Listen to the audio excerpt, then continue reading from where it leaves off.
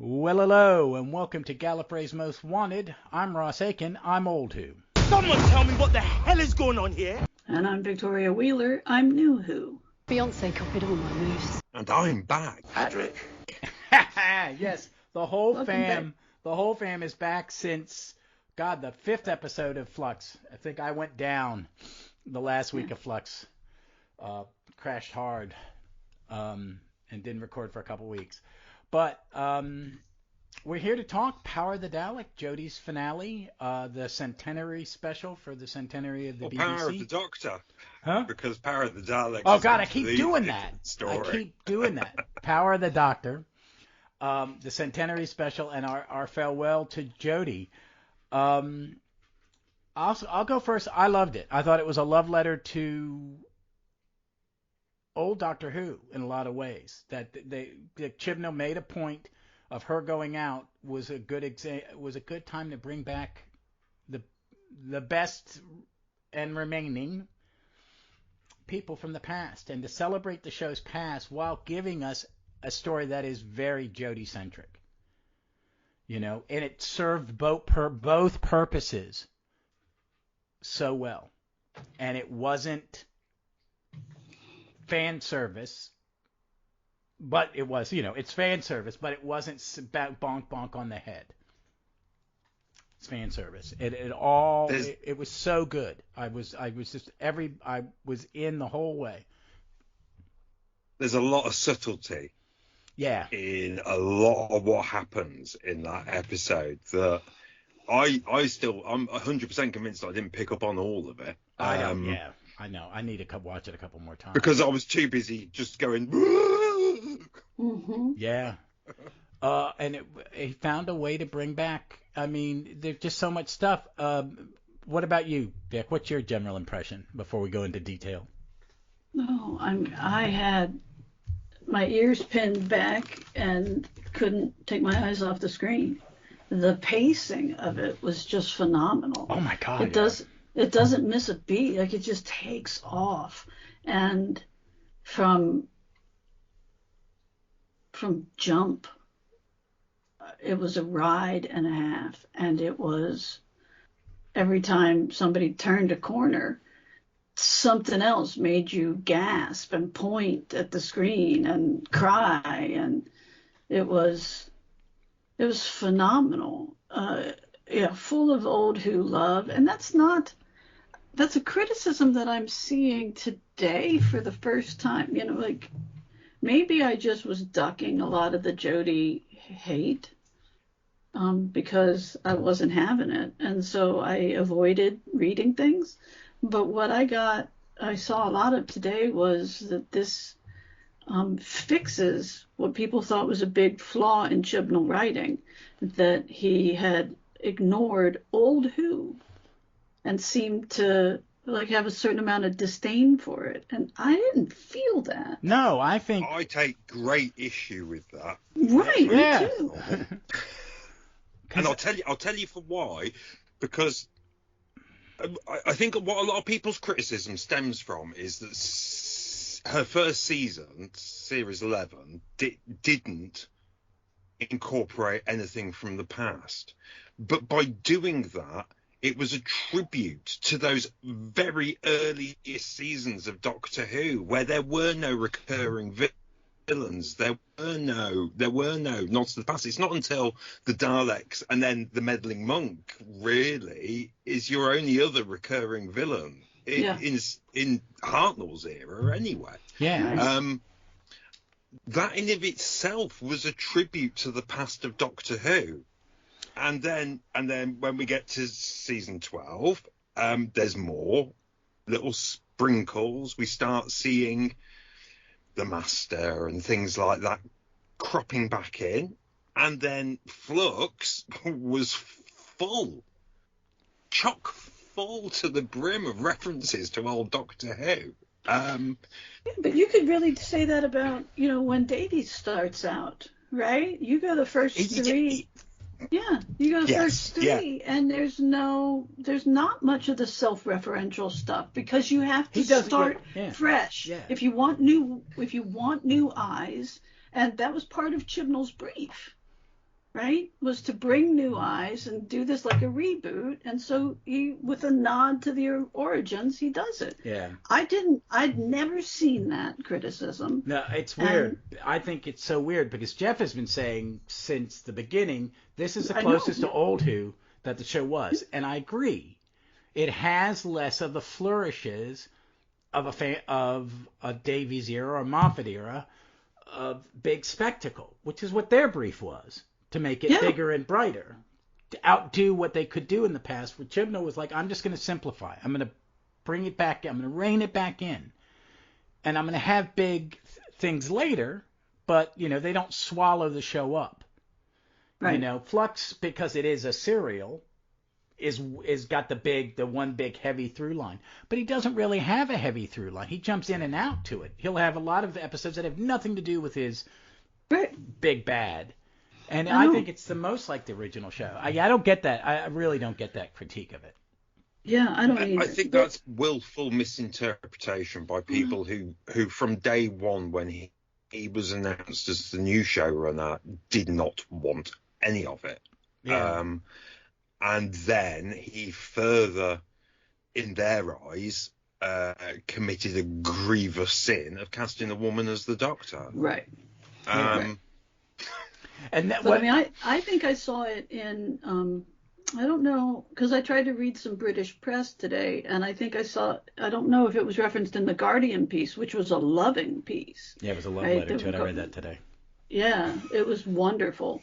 See, the two Americans have read the British press, and I haven't even looked at it.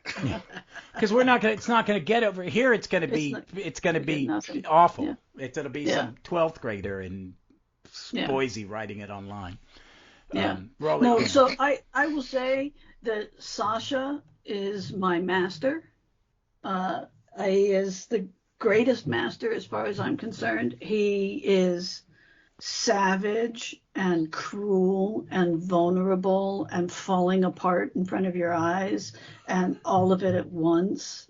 And if that's not enough, I think he extracts some of Jodie's best performances when they're playing off of each other. Because what plays across her face. And Mandip, yeah.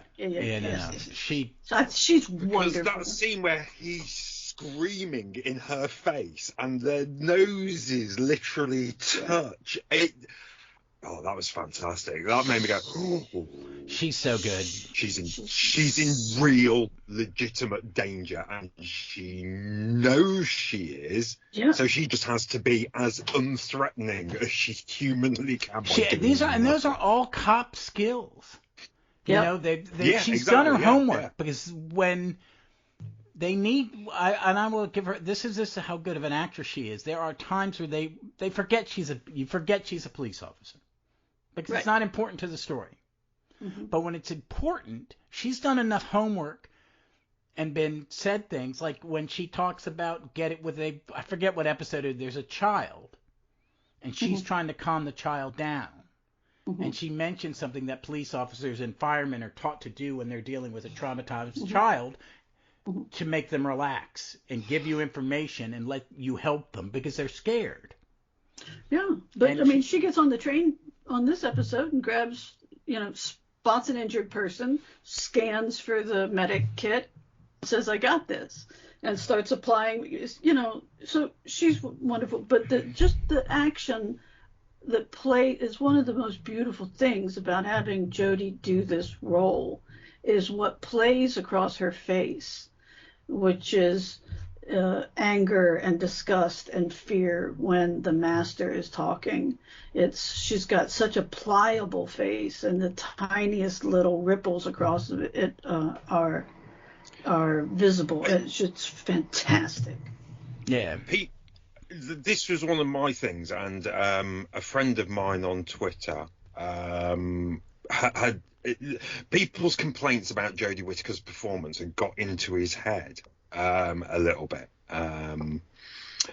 And I said to him, no, what you're seeing is subtle acting, because she uses micro expressions to convey everything that is happening internally. And once he went away and reviewed it, looking for that, he saw it, and luckily it silenced those voices that had got into his head saying, "Oh, she's wooden. She doesn't do anything." No, she's listening. She does so much. Yeah, she does so much. She's reacting. Yeah, she's reacting. Oh. She's an active listener to every line that's being said around her. There are moments where because people go, she never stops talking. I said, she's really quiet a lot. Oh, yeah. Yeah. She's listening a lot. Yeah. And then in this one, she is scanning what's going on. But that's men in meetings, right? Like what women understand is that if you talk a third of and they've done studies that if a woman talks or if women talk for a third of the meeting, men will leave the meeting complaining that women dominated everything. But they'll have data that shows that they only spoke for a third of the time. So she's talking too much, but Tom Baker, right, is the ideal, right, of what the doctor is. So, and he never shut up, but she's got moments of you're right, real silence where she's walking around and looking and like peering, like that great scene where she doesn't want to say goodbye to Dan. Yeah. Yeah, and that, there's a lot of acting that's going on there, and she says nothing. Yeah. Yeah, and it's this doctor, the thing where people go, well, she, the stupid, the complaints that bugged me when they said she was insensitive. No, she's just uncomfortable. Some people are uncomfortable dealing with goodbyes or trauma, other people's trauma, because it reminds them of their trauma, and they sit there and listen, but they don't interact because they can't. It's the thing when Graham talks about his cancer. Mm-hmm. She's being a good friend. She's listening. She doesn't have she's not going to say anything because there's nothing to say. Right. I'm just going to be a good friend and listen because I don't know what to say to make them feel better, and it's a tough thing. So, no, it's great. I think in this, I'll go back to what Vic said about this there's no wasted time in this thing with the editing, and I'm a big person about pacing, and I nothing, and it's jumping around. It's not. There's a lot going on. And it seems seamless, even though you're jumping all over time and space. I was a little bit worried because I found the editing in Legend of the Sea Devils to be jarring. I think I don't think it was the editing. I think there was stuff not written. But I know what you mean. I don't quite know what happened there. Not that I didn't like the story, but this was sort of movie quality pacing and editing. I thought. And I'll go as far as to say this is my favourite regeneration story, because I'm a sucker for fan service, because I'm a fan. I'm exactly who it's aimed at, right. Especially if I'm seeing Peter Davison or Paul McGann or Colin Baker or Sylvester McCoy. Oh my God! And I love the fact. Moffat had given us that trick: you don't have to young them down. You know what I mean? They can be the age they can be, and so just let them be there. Just let them be there, and be that old Sylvester McCoy face. It's perfect for that when he has that conversation with Ace. It would, if they had done something to young them up, it would have been horrible and frightening. Or when he's knocking 8. Oh yeah, for not wearing a robe. There's always one. But Doctor Who's never even thought about doing that. As we've seen doctors come back, they've always been older because actors get older. And there doesn't need to be an explanation to that in the story. They give one, slightly, that it's more about perception than anything else. And there's the thought that maybe as they age along in with the Doctor, they all age in tune with the current Doctor. So there's lots of things that you can do to explain it away, but ultimately it doesn't need to be explained because we're just happy to see Peter Davison and Paul McGann. Paul McGann in the show on screen, not a bonus featurette that's released online, not a movie, but actually in the show for the first time, other than as pictorial representations of him. That's the first time he's been in the show as we know it, aside from the movie. Yeah. And which wasn't. It sort of stands alone. Yeah. You know? Yeah. It's that midpoint between what we call the classics and the modern era. Oh, he looked great, and in that costume, I do love that costume. His Time War costume. Yeah, it's a nice costume. Yeah. It's just really... hearing his voice, hearing his voice, No, and seeing them interact with Jodie. Yeah. No, the reason I love him, his Big Finish, I think the most, although Colin Baker is a very close second, is that voice. God, if you just had to listen to one Doctor for the rest of your life. His is aging like a fine whiskey. Yeah. You know what I mean? It's a little more scratchy. He's what? God, he's 10 years older than I am. Maybe he's not 70 yet. The rest of them are in their 70s. Yeah. You know, so. Yeah, and the rest, I think. Yeah. Some of them are heading up towards 80 now, aren't they? Yeah, Pete's the youngest of the older three, but not by much. Yes. But no, and I think. But what does Jeff think? Oh yeah, we haven't heard your overall thing on it. Overall opinion was, I was in heaven. I absolutely was, and I think the most important thing for me was Jodie's regeneration. That's what it was all about, ultimately. And as much as I love that it truly was a celebration of all 60 years of Doctor Who, but really the key thing was how Jodie was going out, because I wasn't ready for it.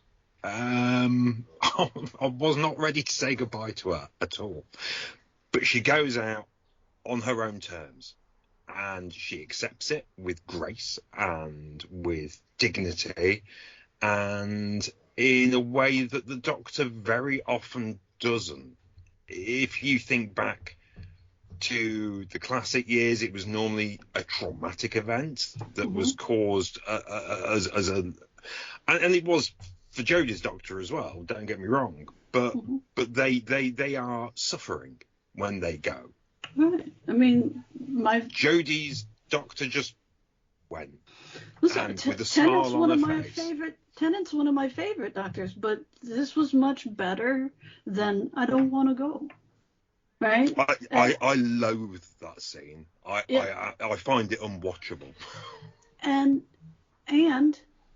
this, to talk about the Yaz Doctor shipping, you know, they handled that properly. There's no ugh factor like there is with the Rose being with a clone, and like they're just so uggy, right? That you either do it it's either that person that you love or it's not. And this is the way I believe the Doctor would have handled it. Right? It's essentially something that they both know can't happen as much as they want it. That it's going to be different happen, because of the lives that they live, and because of what and who they are. And what's important to both happen. of them. Yeah. It's but they acknowledge that they acknowledge that it is something that in another life, in another time, in another way, that it would happen. But it that's was not so this classy life. and so right, you know. Yes, it was. Yeah. Whereas, like I said, as much as I love Tennant, those things, not my favorite, you know. And this just gave us another. You know, every time with every regeneration, you get another chance to get it right, and they just got this one. I agree. I've been very vocal that I don't like most regenerations in the modern show. I think Eccleston in the Tennant was good, and this one was good. I think there are elements of the others that I like, but I really don't like Tennant's because I don't really like that two-parter. I think it's over the top. It's the opposite of this. It tries to do a lot and misses, and this one tries to do a lot and succeeds.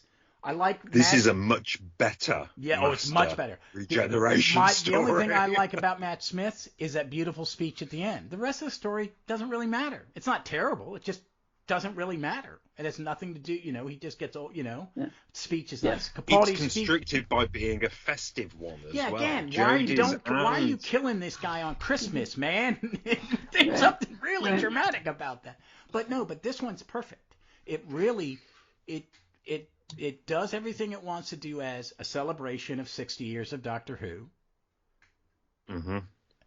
60 years, and because this is an anniversary for BBC, the Doctor Who, if you're going to think of one show, it's going to be Doctor Who or Fawlty Towers for us in America, probably.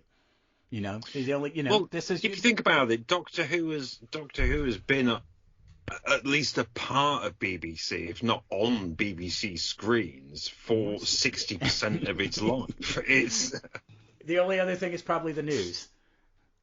Yeah. Yeah. Or Corey. Yeah. How long's Corey been on? That's ITV. Oh, good. Wrong channel. Wrong channel. Okay. But yeah, I think they really nailed this one, and I don't find it fan servicey at all, because everything is there for a reason. And that what got me, this is one thing I really loved about it, was that Ace and Teague, that Sophie and Janet names are in the credits at the beginning of the show.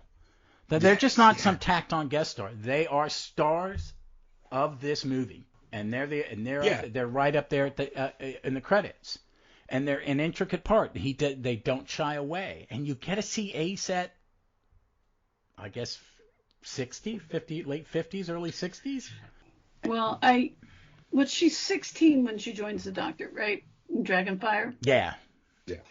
So I think and that's 1986. That puts her born in 1970, and the actor's born in like 1960 or 1958 or something like that. No, she's younger than I am. We'll see. I know that she was in her 30s when she was playing Ace. No, she wasn't. She was in her 20s. Her career wasn't that old. I just saw something about it the other day. Somebody made that quote.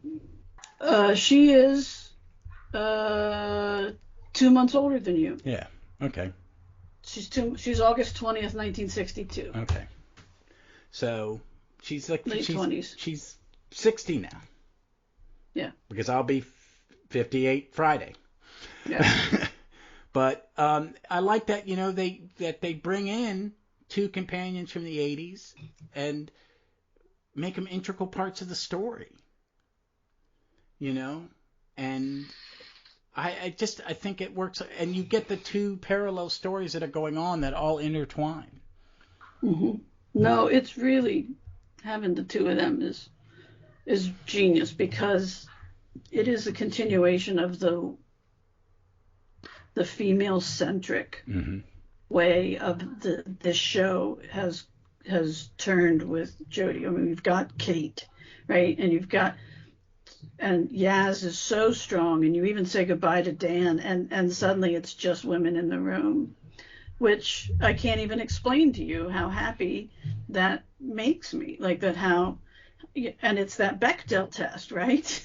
Yeah. They're gonna solve all of the world's problems by facing down all the dangers, and gosh, in real peril, every one of them, everyone, like Kate is in truly terrified in that chair with the Cyberman. Oh, and they don't treat it as a cartoon moment, like I'm the stoic hero. No, I'm about to get butchered. I'm scared. Yep. Well, that's what happened to her dad, theoretically, so. Yeah. Which I was explaining to Leslie. It's like, yeah, they did it to her dad after his dead. It was stupid. Yeah, that's the one. That's the word for it. It works on so many ways. And I liked seeing that. We talk about Ace being the first modern companion. Here she is all grown up and still fighting. Wearing combat boots with a suit. Yeah, when they panned down to that, I thought of Vic. I was like, Vic's going to like that too. It's going to be nice. And she's wearing the same jacket. Someone online was complaining it wasn't a good reproduction of it. It's like, no, she stole that damn thing, and it's been in her closet for 35 years. That's the original. Yeah. That's her jacket, yeah. I'm just hoping, is it the same aluminum softball bat? Air pumping, like I Well, was just that got broken. yeah. Mhm. I was Yeah, fist it was pumping great. in the air. I was so happy to see the Nitro 9 come out, and she comes around that corner and there's Graham. Who was ready for that? Not me. I knew Like he was in it somewhere because I didn't. because he had been caught in a when they were filming getting a photograph with Okay. him and Dan, but like someone was watching it being filmed. That's the only negative comment, and I just will say this so that people understand that we're balanced about it. But I'm not a fan of Dan. I don't think he worked very well as a companion. We didn't get to see do enough something. He was Yeah. a little wooden. He didn't work, and really one of the few companions, maybe the the companion that didn't work from the modern show, because all the rest of them have such long arcs, Yeah, right? he's put in. I understand what you're saying. He's put in to be the Hmm. nurturer and the bridge between the two characters that do have an arc. He has a little arc in Flux with his that he's Yeah, gonna find. He's finally met a woman. He's gonna have something happen, and then he gets sidetracked by a world-ending event, and yeah. it hurts him. But he stays with his friends to heal that hurt and to be the bridge between them. He's the one that sees it and the ship, the relationship, and has to call him out. He becomes a plot device. I think he does a good job Hmm. in it, but he doesn't. Dan doesn't have an arc after the Flux. He's just He's still better than Adam, though. yeah. Okay, okay. I I mean, mean, he has a he Adam's serves in a a I one purpose. and a like Dan half. because I like Dan because he makes me laugh, Yeah, Yeah, and that's all I need. yeah, yeah. That's all I need, really. No, and him and I'm not emotionally attached yeah, the same way I am, say, Graham, right. yeah, but I like And him. He's I, inoffensive.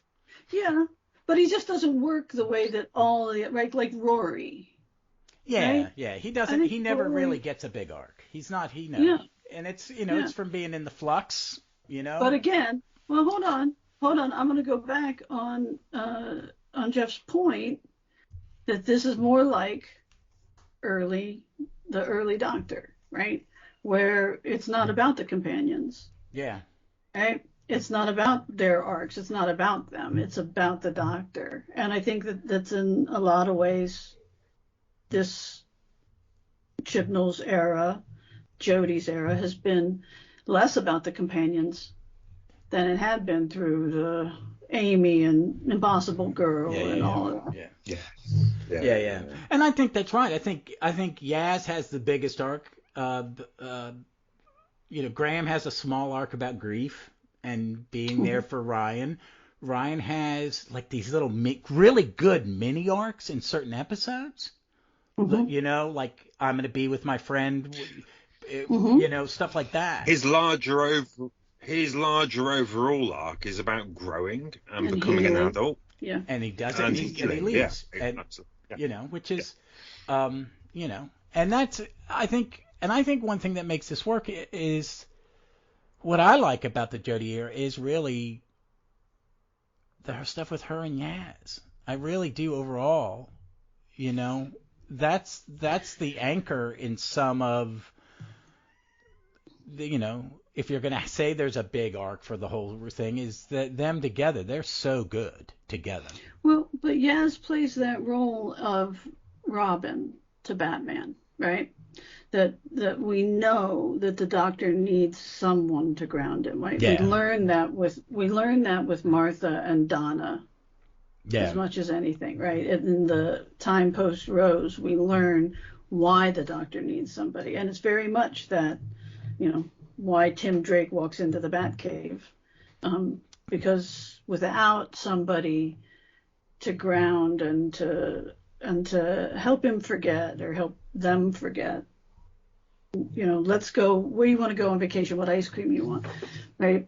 That allows the Doctor some solace and some peace and some time to forget, and that's really important. yeah, And that's the role Yaz plays. yeah. And they, let's. I can't think of any. Is there anything that really bugged you? Anything, guys? No, my wife was like, why was Vinda there? And I thought about it for a minute.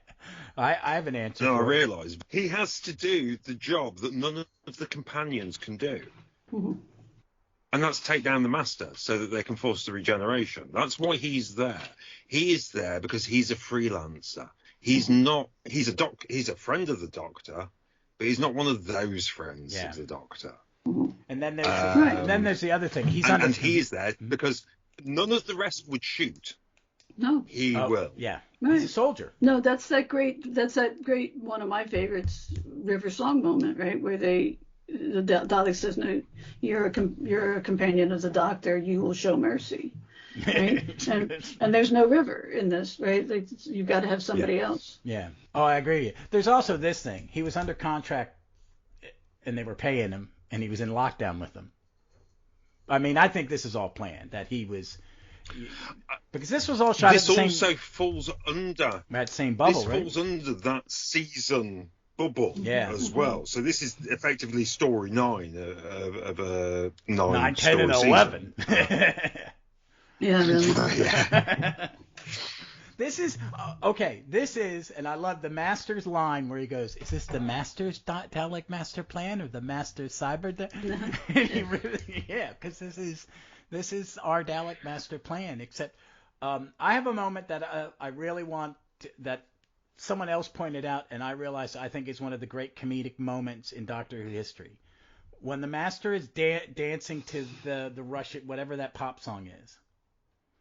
The Rasputin. Yeah, the Rasputin. When the Cybermen and the Dalek look at each other like, what the fuck is he doing?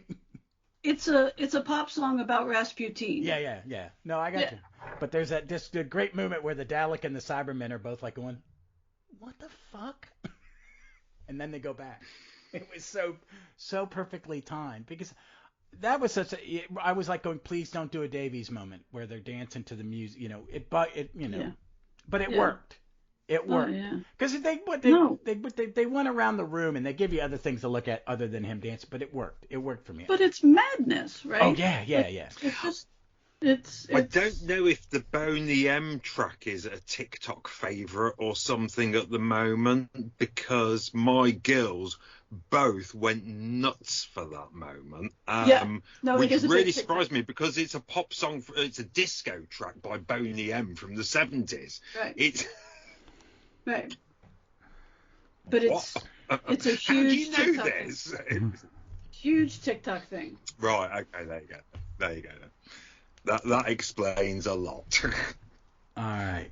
I was talking to my boss today, and her partner, not husband, they're not married, is a huge Doctor Who fan. And she goes, what did you think about it? And I said, I really liked it. And how did Chris like it? And she goes, I haven't talked to him because I didn't see him at all yesterday.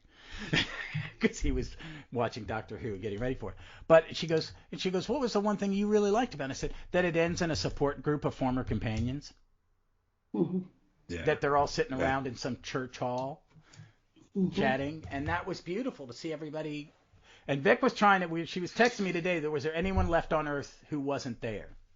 And it was Polly. Polly, the old show. Yeah, Polly's the only one.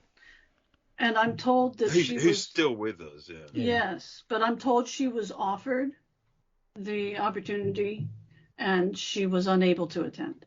Okay. It was a scheduling thing, I think. Yeah. They didn't, because I was reading something about why wasn't Tom there. But seeing pictures of Tom Baker recently doesn't look well. He looks.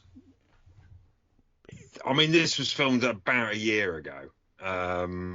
But even then, Tom was beginning to get quite frail. He's very, very skinny now. Every picture you see of him, he is. Yeah, he is. His clothes hang off him. I mean, he's. Funnily, he looks more like his older self than he has done for the last 20 years because his hair's gone wild again. He's thinned down. Yeah. So because he was quite a big chap after Doctor Who. I mean, he's a big guy anyway. Yeah, he's a big, after Doctor Who, sturdy man. Yes, yeah. It was nice to see. He was a hod carrier, right? Like that was. He was a day laborer. On a construction site. Yeah. But just carrying those baskets of concrete up and down stairs. Yeah, and it was nice to see William Russell. Oh, And to see I posted it today. There's a photo where Nice. she comes Nice. yeah, exactly. That's an understatement for the ages there, Ross. No, it was just nice. It was just to see him still at 97. No, it was the best thing about the episode. It was to see him included, right? Now, everybody from the first Doctor's TARDIS got to appear again in Doctor Who. Only after, right? Everybody got to. Yeah. And at first it was Bill Hartnell, then Jackie, then Carol Ann Ford, and now unbelievably 59 years following his first appearance. William he Russell. hasn't ever been able to get him back into anything, and even in the in that Mark Gatiss Adventure in Time and Space, he's just a parking lot attendant. Like, how can you not give this guy a bigger role? Like, he's the greatest. And he was supposed to be in Mordrin Undead. I still think it would have been as much as I like that one. It would have been so much better with him in it. Yeah. So he's been waiting a long time for this. A very long time. And so have we. I mean, I loved it. I loved seeing. And it was lovely to see Bonnie Langford back. Yeah, it was. Just that big smile on her face, and they were. And the photographs, and I've shared them. There's a big group photo, and then there's one where Jodie, it's like right behind William Russell, and she's looking up at him. She's got a mask on. And she's holding his hands, and she's just looking up to him. You don't know if he's saying something nice to her or she's saying nice to him, but the look on her face is, I'm so honored that you are here for this. Yeah. I mean, it just comes off her face. That's what she's saying. The honor is, you're honoring me, not the other way. On her day off, she chose to go in on her own time. Yet people accuse her of disrespecting the show. She was a good steward of it. She was one of those stars that understand that this is on me. This is me. And she'll go on being it. Oh yeah, right? She will. Yeah, she will. I mean, it's a bit of a gravy train, and she'll enjoy it and eat it up as much as Colin Baker, I think. Yeah, I think down the line, she's going to go out and try and see what her celebrity gets her, and then hopefully she'll come back and do some big finish. Do you know what? I could see her somewhere down the line, like Colin, becoming the president of the Doctor Appreciation Society or something like that. Yeah. We'll give her a chance to hang out with Which would be amazing. Oh, yeah. To have an ambassador like that, right? To have an ambassador for the show like Polly has been, like Katie Manning has been, right? Like, and Colin. I think he's one of the best. Yes. Oh, yeah. But she'll be as good. Yeah. She'll be as good. All right. I love her. And I'm going to miss her desperately. I know. I'm looking forward to see what Scooty can do, but I can wait. I started a rewatch and I got sidetracked. I'm gonna finish my rewatch of all of hers through this because I just kind of want to, because one, it was really spaced out because of COVID and how Chibnall likes to produce stuff is get everything, all his ducks in a row and then do it. I think that's part of it. And then, oh crap, I don't have 9 episodes. I've got 6 or whatever it was, and I have to do it in a bubble. So let's start cutting parts out, Let's add other characters that we can shoot scenes that focus on. And I like Vinder and Vinder's, what was his wife's name? She was Belle. She was good. Belle. Yeah. She was so good, so good. And I was hoping she might have a cameo at least. And I could have lived with, I wouldn't have been sad to see Carvanista pop back up. Yeah, right. Yeah, I mean, they were both really good. They needed a couple extra characters. They were fun. I mean, and I think this year overall has been fun. I started texting 30 minutes in. I started texting this, and so I said I was going to use these as my notes.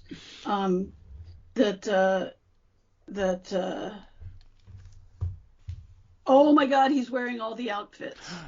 Oh my God! When he comes out of the TARDIS, and it's that great nod to the Tom Baker. Oh. They're trying on different outfits, but he's just got the scarf. He's got the fucking celery. Right? He's got it all. And it's amazing. And then he pulls out the recorder. Yeah. Yes, yeah. And there were already people who had made figures of a master figure in that costume and a Jodie figure in that costume by this morning. Oh, wow. It was Yes, Aaron. yeah. It was Aaron. Yes, yeah, from Friends of Ace. Yeah. He already had him down. It was awesome. Let's see. So I said I'm halfway through, and this is one of the best episodes of Doctor Who I've ever seen. I really do. Oh, yeah. I think, and that wasn't just the high of the moment. That has stayed with me all day. And it has a lot to do with Sasha, because I think he's great. And like, gonna say again that I had him as my pick to be the Doctor. Are you glad? Are you happier now that he was the Master? Oh yeah, it might have been a better fit, right? Plus, what great actor doesn't want to play the villain? Yeah, right? you always do. You always do. It's the best part. And what's very striking is each of his master performances is slightly different. Mm-hmm. And I'm sure, Ross, you'll know, when he watched Roger Delgado for the first time and he comments on his stillness of his performance, then go back and watch his Rasputin master, who in his first scenes is so still. Yeah. And so Delgado-esque. Yeah, with like almost like right that down to the Mandarin collar. hypnotism. Yeah. Oh God, And then there's a little musical sting motif that Sagan does that evokes that old master theme from the 70s. Yeah. I was awake. And I loved Ace saying, "Last time I saw you, you were part cat." That was brilliant. I loved. But his comeback to that as well was fantastic. What was his comeback? It's something about, it's nice to experiment, isn't it? Yeah. I was free to experiment back then. A man's got to experiment. He's got to experiment. Tegan read in the history of Tegan through Big Finish, so that's been read into canon now, right? Yeah. It's let's see. The other thing I commented on. Well, no, I'm not going to say that. Never mind. Yaz gets to really work the sonic. And my other question is, why isn't Joe, the fugitive doctor, at the crossroads? I have my idea. After you asked it, I thought about it. Because Jodie still doesn't remember being that. Her mind's been altered. So the only one she can... She hasn't opened the fob watch so yet. The only thing she can see at the crossroads are the ones she can remember. The rest are blocked from her memory. Okay. Which is a cheat in me rationalizing. I think it would have been neat if she had been a separate, and when everybody else vanishes, she turned, and then there was one more her. I mean, she got to step in and save the day, right? Like that's. God. That was good. That's good enough. Yeah. But it did make me jump to say why. The other thing is, I spent half of this watching for Tennant because I thought the Dr. Donna stuff was going to happen in this. Well, I read something, and it's a quote someone quoting a quote of some passed down from Chibnall. Chibnall it was intentional that no modern doctors or companions would appear in this other than Jodie and her family because of what Davies has planned for next November. There was a conscious decision not to do it. I don't think he wanted to do it because this seems like he wrote it as, I want to do a love letter to the Doctor Who I grew up on and for the history of the show to this point. Let someone else. But he doesn't like classic Doctor Who. So yeah, apparently, right? Whatever. Jesus Christ. But you know what I mean? I think he wanted to go show what he really liked, and he'll leave the modern. We'll celebrate the modern show next year. Yeah. It's already celebrated. We've already been celebrating. Much like Day of the Doctor did as well. Yeah, Day of the Doctor was much more a modern celebration. Yeah. And I think that's why I've seen quite a few people today say that this really, as a total anniversary story, is a better anniversary story than. You know what? I will say, Day of the Doctor has been my go-to just if I need a happy Doctor Who story. I love Day of the Doctor. This is better than Day of the Doctor as a whole. Yep. Day of the Doctor is a great episode of Doctor Who, but this thing is, wow. When they said it was 90 minutes, I like, can you do 90 minutes? That scared me. It's a long time. The thing about Doctor Who, the Day of the Doctor, where it falls apart is when whatever that manifestation of Bad Wolf is, when the moment. The moment. Yeah. That spoils that entire episode for me. What, right? as it being Rose, as it being Yeah, I mean, I said, yeah, I'm not. I can't imagine what I would have put in its what avatar I would have put in its place. K9. That's what I was thinking. That's what I was thinking. Well, K9. Yeah. So I don't know. I mean, because that's but it breaks down for me right there. Everything else is wonderful up until that point, See, I don't mind it because I don't like Rose, and Billie Piper makes a conscious effort to not. She's not playing Rose. She's not playing Rose, and she gives a cracking performance. She's good as the moment. She saved. I understand. I get tired of seeing Rose come back because it makes it just stop it. Just stop it. Right. No, I like Rose, and I get tired of Rose coming back. But I do. There are moments where she's really good with William Hurt.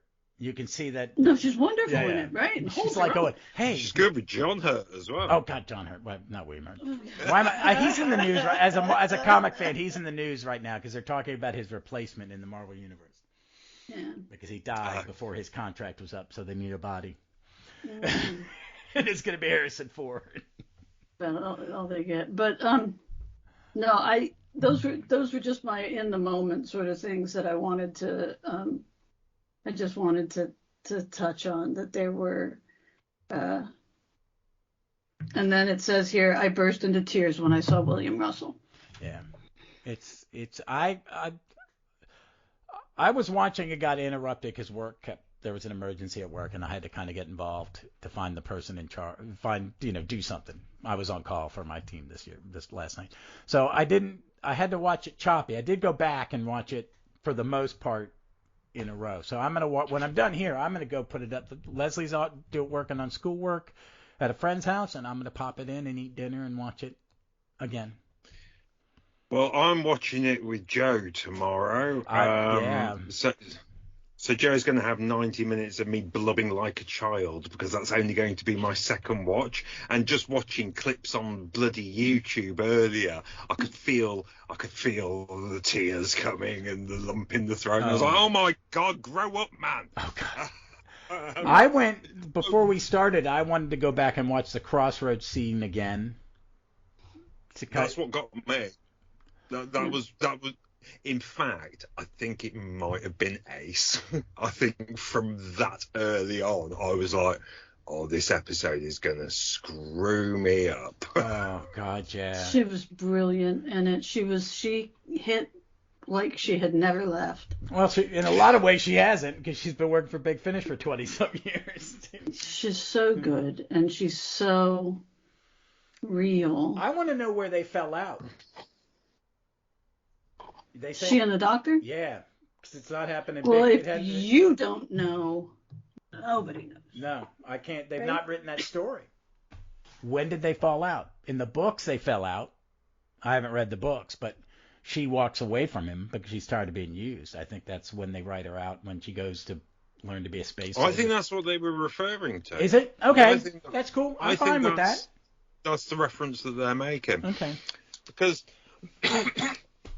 Excuse me. As far as I know, from what I can remember from the Big Finish, she ends up with the CIA, working for Narbin. Yeah. And then gets stranded on Earth, doesn't she? Something goes wrong, and she ends up getting stranded back on Earth. She's in the later Time War box sets. Yes, that's it. Yeah. So, but what's more? Oh, Gallifrey, isn't it? It's part of Gallifrey. Yeah, part of the Gallifrey sets. Well, I think we're good. Overall, I think we all raved about it. Any final words? We haven't even talked about Daleks or Cybermen. You know that, don't you? But to be fair, they were kind of superfluous. They were background dressing. They're set dressing, which is fine. But they looked so good. Yeah, they did. Even the one with the big scar down its side, who was the betrayer. Yeah, where is that? Yeah. Thank you for just having a scarred traitor. Do you know what that reminded me of? Do you remember? Well, who can forget Time Lord Victorious and the Daleks YouTube series?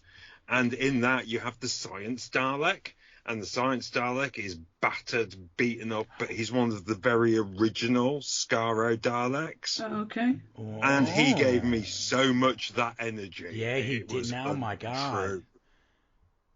He was the best thing about that Time Lord Victorious. Yes, he was. And that animated thing. Well, I had to watch it all in one sitting, and I'm surprised they've not put it out on DVD or Blu-ray. I really enjoyed it, you know. It's really but I got to review it with we did it on track. We actually reviewed that, and we also did an episode where we reviewed the collected Dalek comic that was released, the original Dalek comic. So yeah, I was quite invested in Daleks. I remember, because you were the one, you kept telling me to watch it, and when the last one came out, I sat down and watched it in a sitting and was like messaging you back, going, okay, this is amazing. And I wanted a Mechanoid. It's great fun. I want a Mechanoid. I was like, bring back the Mechanoids. So, all right, I loved it. I'm looking forward to, we've got 13 months before we get any more New Who. I'm okay for a while. This is going to satiate me for a while. I'm going to need it to recover from last night. So. Well, I just think, I mean, I have not done I've watched the box sets as they come out. I have not watched a lot of Jodie since Flux, because of, other things. And I was not looking forward to the end. I really have enjoyed this era, and she could have done a couple more years. I'd be okay with it. Yeah. It's what I was saying. I wasn't ready for her to go, but the way that she chose to go gave me comfort. Yeah. And was a beautiful full stop on her era as a whole. It's got. Did you like her goodbye line? Did you like her goodbye line? You're it. I love it, man. Loved it. Because that's the very essence of her Doctor all the way through. Oh, yeah. Playful, yeah. It's all a big game. Mm-hmm. And not... Playful and hopeful. Yes, not play... Yeah, because, And the word that keeps popping into my head, and I can't help but think that this... If this was intentional by Chris Chibnall, then he is an absolute genius. But the word grace keeps coming into my head. And it's also the ship name for Graham and Ace. There you go. Yeah. They got shipped before the damn thing was over. Mm-hmm. That scene happened and Grace. people posted about it. Oh, Graham and Ace are flirting. I mean, it's just Bradley, right? Like, that's what he does. Yeah, hi, I'm a professional MC and game show host. My job is to flirt with everybody. I hope But Jodie left with grace. She did. And, it's a great final moment. Someone said it was, I've seen two people say it was a Ghost Monument moment. Yes, very much. Or much. It looked like they were filming it where they filmed Broadchurch. And I went, no. I thought it was very much a Ghost Monument, a throwback to that. Her and her TARDIS. Yeah, it's funny. this is just one of those things where I'm in complete disagreement with with what seems to be the Twitterverse on what the best episodes of Jodie's are, because I'm a huge Orphan 55 fan, and I loved Ghost Monument from the very beginning. I think it's. I just watched it 4 days ago, and it's still fucking magical. It's brilliant. I mean, it's Ghost Monument is it may now be my second. Yeah, there you go. Whittaker story. But it has been my favourite story from the get-go. But you just don't see it listed on people's favorite lists. No.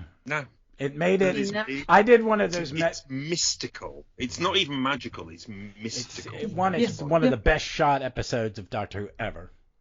Yeah. It was David Lean. That's all I could say. David Lean. Right, exactly. Somebody Yeah. That's my wintertime watch, right? Lawrence of Arabia. I always watch that in the winter so I can warm up. Dr. Zhivago in the summer so I can cool down. But she's brilliant in that. And it's the first, I think it's the better taste of the first. It's a better taste of her as the Doctor than anything else. When she reaches the TARDIS at the top of that hill, it's such a great moment. But, like an Orphan 55 winds up on the worst ever Doctor Who lists. I don't get it. Which is, no, I don't get it either. Oh, I love Orphan 55 because it reminds me of 80s Doctor Who. It is. It's the love letter to Colin Baker, man. It's a Colin Baker episode. It's based under siege. Yeah, but it's Love from within. Yeah. I just watched Vengeance on Varos day before yesterday in the box set, and Orphan 55 is Vengeance on It's like Vengeance on Varos or my favorite Colin Baker, as I think as the years go on, Terror of the Vervoids is one of my favorite Colin Baker ones. It's a simple Doctor Who story. It's a base under siege, a ship under siege with a monster. I think that's lightened by Mel as well, though. I think Mel is a big part of what makes Terror of the Vervoid so much fun. Because they finally give her something to frickin' do, and you go, oh, this is what Mel's about. Oh, now she's with Sylvester. Well, it's her first story as well. Yeah, it's her. And it's she's just so good in it. And in the box set, I like that they made the one with they took all the trial stuff out. Yes, it's so much better with that. But I didn't have a place to get up and go make a cup of tea. But funnily enough, that's one that Chris Chibnall did criticise back in the 80s, but he has subsequently turned around and said, I was a bit of a knob back then. Everybody, he was a spit speed. Because he's at that age where Doctor Who fans should just never ever be that age because you are insufferable. See, I became a fan after that age, so I think I kind of missed it. No. I've been there. You were 15. I was 15 when I first saw it. Yeah. But that was just Tom, so I only saw Tom. I didn't see Colin until I was in I think he was 26 when he did that interview on television. Chibnall? No, he was. No, he was younger than that. He was like 16, 17. I think he was 17. Yeah. He was something. He was. I don't think he had finished school. When was it? 1986. Yeah. Ish. So. I'm assuming I'm older than him. I think I know he's a bit older than me. Oh. Wow, he's younger than I am. How old is he? He was born in 1970, so you're right, he's 16, 17 in that. Yeah. Yeah, so he's only 6 years older than me. Yeah. All right, folks. We're going to end that there. Jeff, you're going to be on A Hamster with a Blunt Penknife. This is going to go up tonight. I'm going to do a quick edit, get it up, because we didn't record this weekend. Thank you. That's fine. We'll do Neverland, and I got two episodes in the can for people to listen to in between me and Vic doing our stuff. And Jeff and me are planning something about Jodie, and it'll be out in a couple weeks. We just have to get all the players in place. like Barusa and his chess set. Hey, I am listening to John Coleshaw read Five Doctors on Audible right now. Oh, I've heard that's really So, folks, again, thanks for listening. I hope you enjoyed our little talk. We'll be back next week I'll be back next week with Frasier, and we will be talking Second Doctor. And then me and Vic will be back with Neverland. So, folks, until then, you can find us on Twitter at Gallifrey's MW Pod. Jeff, where can they find you? You jump around between all your personalities on Twitter. At the moment, and most regularly, and even if I do disappear, I always tend to come back. It's at Gallifrey Gothic on Twitter. Yeah, you're going to have to start doing some new art now that you have all these new images. Yeah, one step at a time. Yeah, fair enough. All right, folks. Can I plug one thing? Oh yeah. What do you got playing? If you play video games, if you're a comic book fan, go get Gotham Knights. It's wonderful. Oh, how is it? I've been getting the ads are on my comic feed constantly on Twitter. Have you played it? It's good. Yeah, I've played it. It's good. Any criticisms that have been lobbed at it are about the gameplay and that it doesn't play as smoothly as people wanted it to, or were hoping that it would be, leaps and bounds above what, the Arkham games had been. But his Sloan Morgan Siegel's take on Tim Drake is wonderful. Oh, cool. And I'm very, very proud of him and his love, and it's real love of those comics comes through. So I'm proud of him. Awesome. I'm happy for him. I keep seeing it. Yeah. It's constant on my Twitter comic feed. So. Yeah. All right, folks. Well, we'll be back soon with more episodes of what I just said. And then, until then, we look forward to seeing you somewhere in time or space.